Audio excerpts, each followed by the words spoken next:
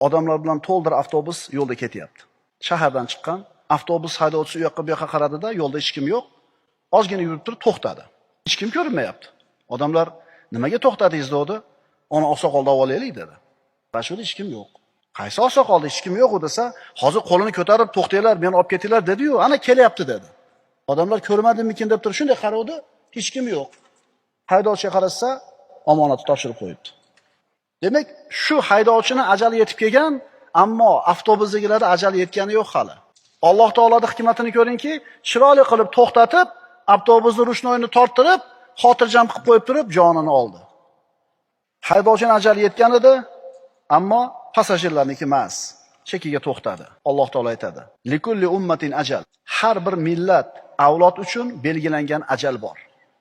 Qachon ajallari yetsa, uni biror soat ketga ham sura olmaydilar, ilgari ham qila olmaydilar.